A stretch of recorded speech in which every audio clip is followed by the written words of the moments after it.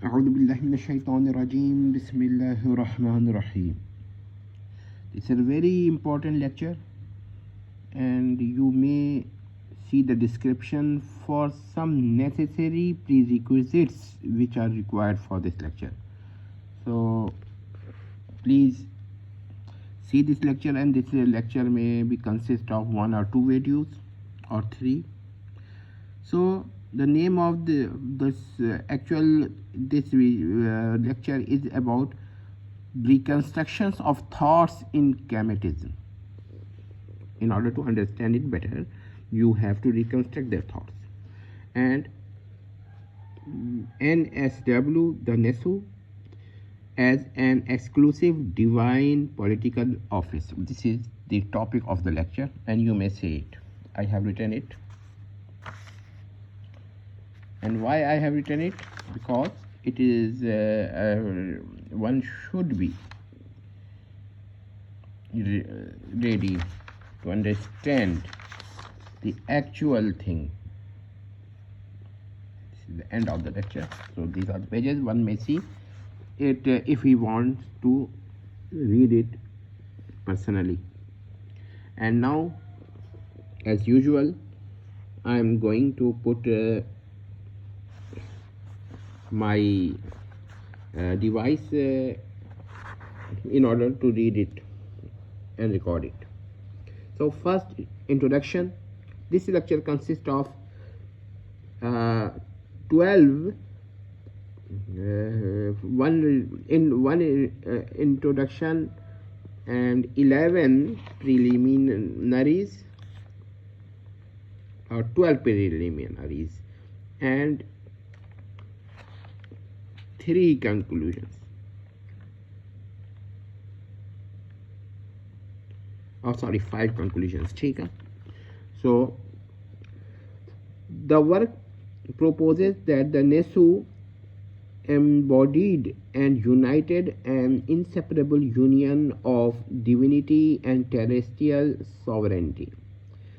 The work is an attempt to reconstruct the implicit belief and ideology of Kemetism from surviving sources. So first preliminary. The office demanded divinity. Only a deity nature was believed worthy to hold it. If someone is Nesu, NSW, then it must be divine in the sense of deity or nature. If an entity theta is NSW, then theta must be divine in the sense of deity, and this is a logical formation of it. You may see it, so I am not reading it, and I am just letting you to see. Second preliminary, its converse is also true. A non-divine, I mean, it's contrapositive probably. It's not. Its converse is also true. A non-divine entity is in the sense of deity cannot occupy the office of Nesu. So this is the thing. You may see it.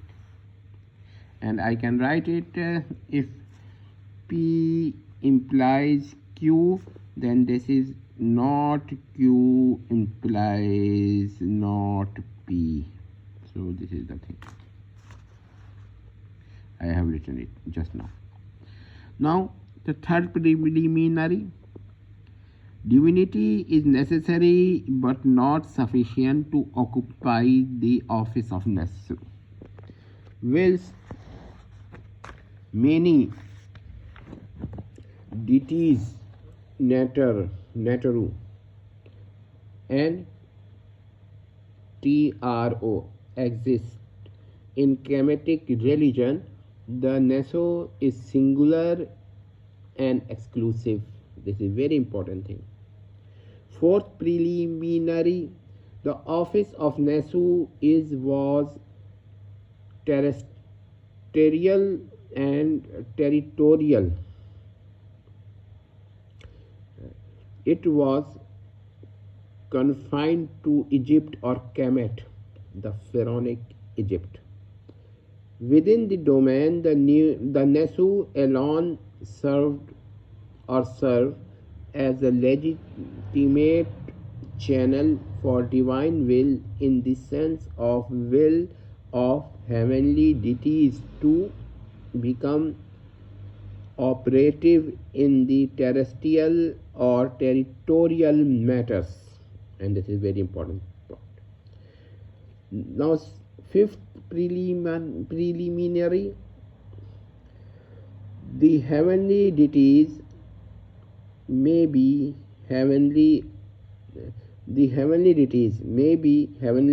or cultic affairs, may see heavenly or cultic affairs, but governance belonged to the Nesu exclusively.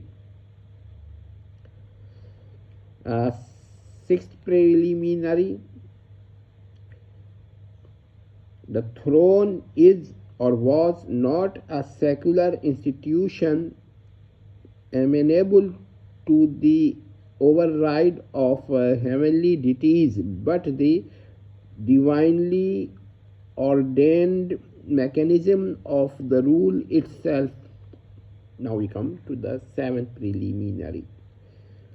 Any divine act of a heavenly deity, say commanding, will in the pharaonic Egypt or Kemet.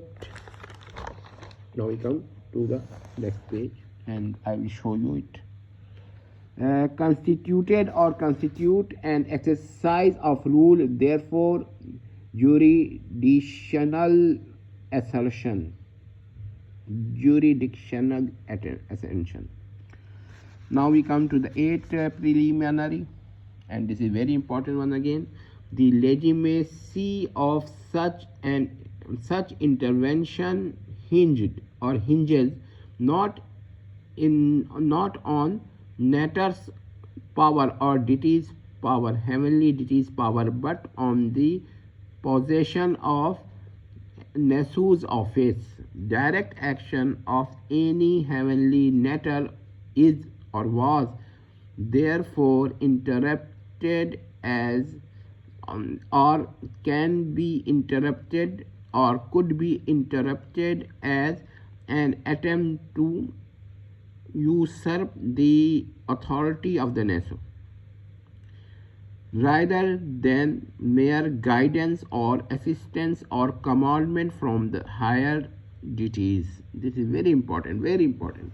And now we come to the ninth preliminary.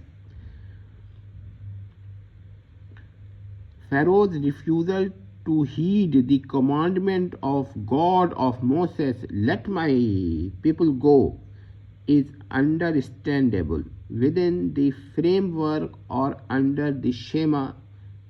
When God of Moses commanded Pharaoh, whosoever the Pharaoh was, the Pharaoh must have considered this commandment as unauthoritative and illegitimate.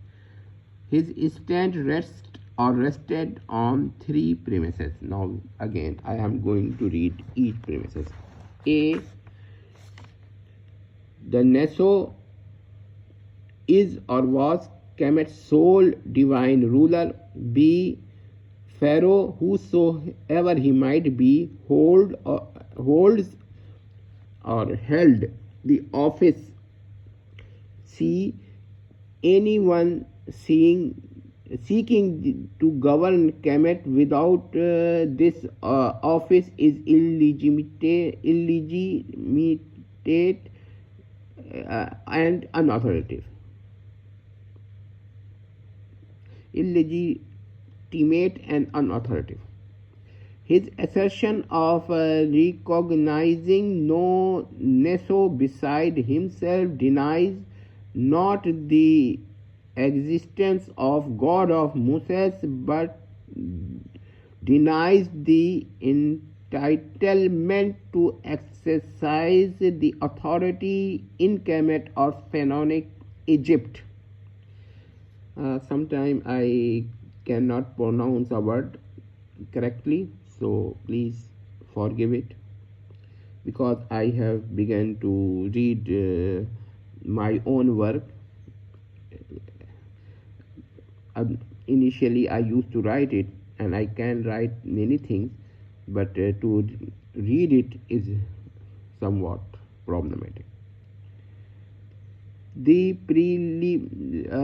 11th preliminary, this preliminary may be disliked by some Egyptologists, but even if this preliminary is excluded from the work, it does not cause any effect on the work. This is, however, be added in order to complete the discussion. The same reasoning applies to Kemetic heavenly deities, although the pantheon is or was acknowledged, not acknowledged. No heavenly deity or nature might independently exercise direct political rule. This is very important.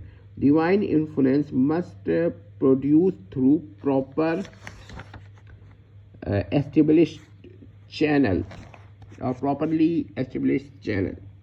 Any deity by passing NSW or Nasu, even Amun or Ra, etc., would violate the right and authority of the Nasu, constituting usurpation rather than legitimate act or action. The only exception may be of the deity of whom Pharaoh was considered as an incarnation or an embodiment of. This preliminary is defensible, but the central idea of or core of this thesis of this work does not depend on this preliminary.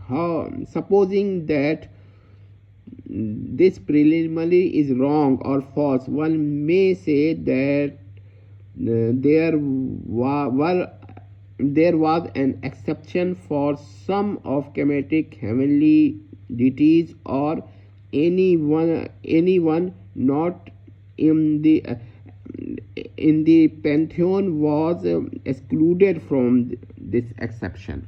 It is very important once again. Now, 12th preliminary.